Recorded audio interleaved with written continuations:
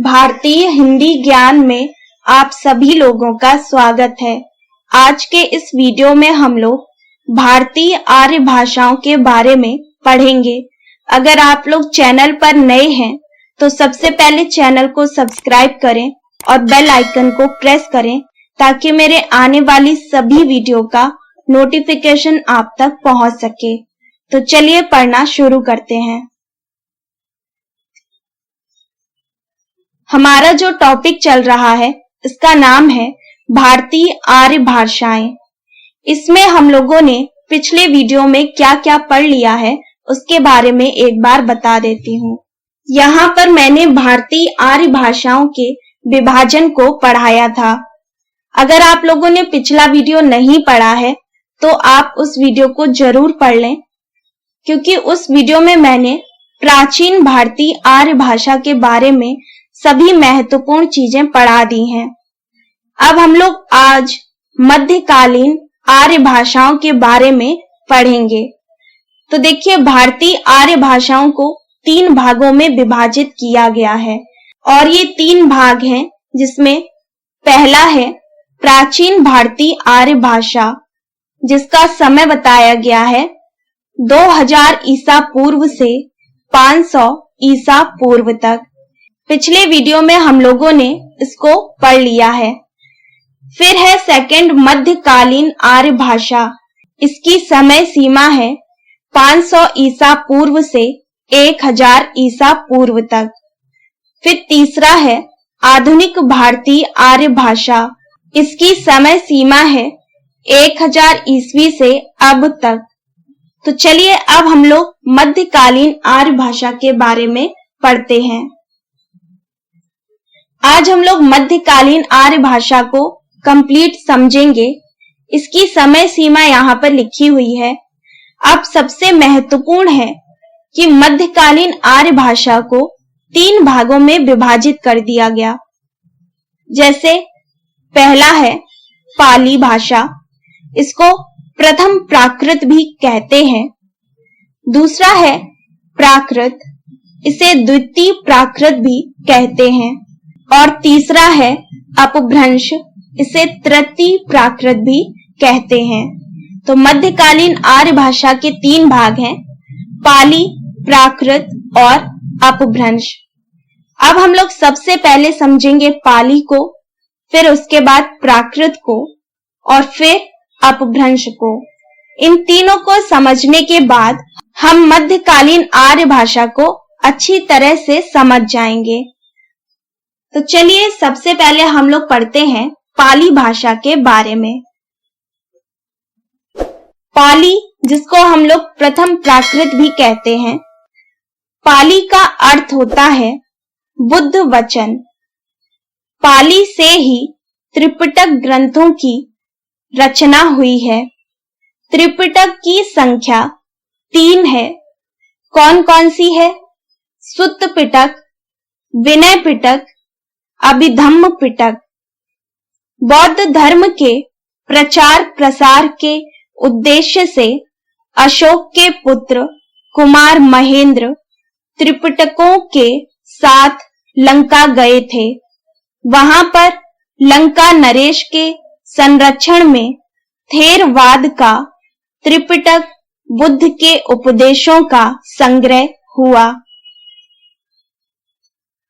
सुत्त पिटक में साधारण बातचीत के ढंग पर दिए गए बुद्ध के उपदेशों का वर्णन किया गया है। विनय पिटक में बुद्ध की उन शिक्षाओं का संकलन है जो उन्होंने समय समय पर संघ संचालन को नियमित करने के लिए दी थी। फिर है अभिधम्म पिटक। अभिधम्म पिटक में चित्त, चैतसिक आदि धर्मों का विशद विश्लेषण किया गया है। ये तीनों पॉइंट आप लोगों को याद रखने हैं। सुत्त पिटक में क्या है, विनय पिटक में क्या है और अभिधम्म पिटक में क्या है। पाली भाषा का प्रचार न केवल उत्तरी भारत में था, बल्कि वर्मा, लंका, तिब्बत, चीन आदि देशों तक भी था। विद्वानों ने पाली भाषा का प्रदेश मध्य प्रदेश की बोली को स्वीकार किया है। प्रथम प्राकृत यानी कि पाली भाषा के अंतर्गत ही अभिलेखी प्राकृत या शिलालेखी प्राकृत भी आता है। इसके अधिकांश लेख शिला पर अंकित होने के कारण इसकी संज्ञा शिलालेखी हुई है। यहाँ पर आप लोगों को ध्यान रखना है कि पाली भाषा कहाँ-कहाँ पर प्रचलित थी और विद्वानों ने पाली भाषा को मध्य प्रदेश की बोली स्वीकार किया है। फिर पाली भाषा के अंतर्गत अभिलेखी प्राकृत और शिलालेखी प्राकृत भी आते हैं। तो ये तीनों पॉइंट आप लोगों को ध्यान रखने हैं। अब हम लोग सेकंड पढ़ते हैं, प्राकृत। इसे द्वितीय प्राकृत भी कहते हैं। प्राकृत प्राचीनतम जन भाषा है। सभी विद्वानों ने स्वीकार किया है कि प्राकृत की उत्पत्ति संस्कृत से हुई है। द्वितीय प्राकृत को साहित्यिक प्राकृत भी कहते हैं। हेमचंद्र को प्राकृत का पाणिनि माना जाता है।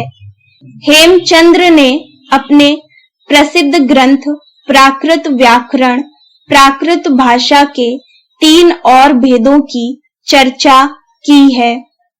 अब आप लोगों को ध्यान देना है कि प्राकृत को साहित्यिक प्राकृत भी कहते हैं। इसमें सबसे इम्पोर्टेंट है कि हेमचंद्र को प्राकृत का पाणिनि माना जाता है और हेमचंद्र का जो ग्रंथ है इसका नाम है प्राकृत व्याकरण।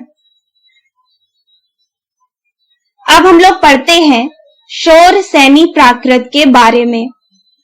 मध्य प्रदेश की भाषा होने के कारण शौरसेनी का बहुत आदर था, जिसका केंद्र शूरसेन अर्थात मथुरा के आसपास का क्षेत्र था।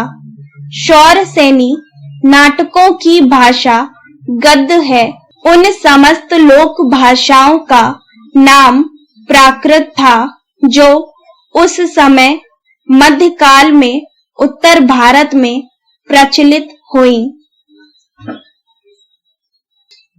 अब हम लोग पढ़ते हैं पैशाची प्राकृत के बारे में।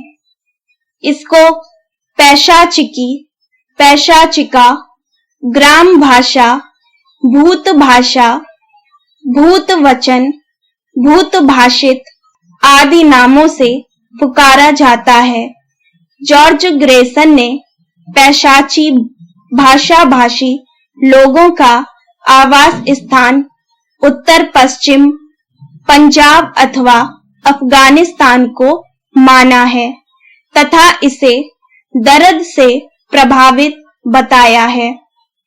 तो आप लोगों को ध्यान रखना है पैशाची प्राकृत को अन्य किन नामों से जाना जाता है। अब हम लोग पढ़ते हैं मगधी प्राकृत। यह मगध देश की भाषा है। मार्कंडेय ने शौरसेनी से मागधी की उत्पत्ति बताया है। मागधी प्राकृत का प्राचीनतम रूप अश्वघोष के नाटकों में मिलता है। मागधी के शाकारी, चंडाली, शाबरी यह 3 प्रकार मिलते हैं। अब हम लोग पढ़ते हैं अर्धमागधी प्राकृत के बारे में। अर्धमागधी भाषा का प्रयोग मुख्यतः जैन साहित्य में हुआ है। भगवान महावीर का संपूर्ण धर्म उपदेश इसी भाषा में दिया गया है। जैनियों ने अर्धमागधी को ऋषि भाषा या आदि भाषा नाम से पुकारा है। यहाँ पर ये लाइन बहुत इंपॉर्टेंट है। जैनियों ने अर्धमागधी को ऋषि भाषा या फिर आदि भाषा के नाम से पुकारा है। अब हम लोग पढ़ते हैं जो थर्ड पॉइंट था अपभ्रंश। इसको तृतीय प्राकृत भी कहते हैं। अपभ्रंश को विद्वानों ने एक संधिकालीन भाषा कहा है, क्योंकि अपभ्रंश को मध्यकालीन भारतीय आर्य भाषा एवं आधुनिक भारतीय आर्य भाषा के बीच की कड़ी माना जाता है। अपभ्रंश शब्द का सर्वप्रथम प्रमाणित प्रयोग पतंजलि के महाभाष्य से मिलता है। महाभाष्यकार ने अपभ्रंश का प्रयोग अपशब्द के समानार्थक के रूप में किया है। अपभ्रंश को उकार बाहुला भाषा कहा गया है। इस पॉइंट को आप लोग को ध्यान रखना है। अपभ्रंश को उकार बाहुला भाषा कहा गया है। आचार्य किशोरी दास वाजपेयी ने अपभ्रंश को उड़ाड़ा भाषा कहा है। आचार्य दंडी ने काव्यदर्श में अपभ्रंश को आभीर कहा है। दंडी का जो ग्रंथ है उसका नाम है काव्यदर्श। इसी प्रकार विद्वानों ने अपभ्रंश को अवहट्ट, पटमंजरी, अवहत्थ, औहट्ट, अवहट, विभ्रष्ट, आभीर, अवहंस आदि नामों से पुकारा है। तो ये बहुत इंपॉर्टेंट लाइन है, ये सभी कुछ आपको याद रखना है। किशोरी दास वाजपेयी ने अपभ्रंश को उड़ाड़ा भाषा कहा है और दंडी ने अपभ्रंश को आभीर कहा है। उसके बाद बहुत से विद्वानों ने अपभ्रंश को ये नाम दिए हैं, तो ये नाम आप लोग ध्यान रखिएगा। नेक्स्ट पॉइंट है अवहट्ट शब्द का सर्वप्रथम प्रयोग ज्योतिश्वर ठाकुर ने अपने ग्रंथ वर्ण रत्नाकर में किया है।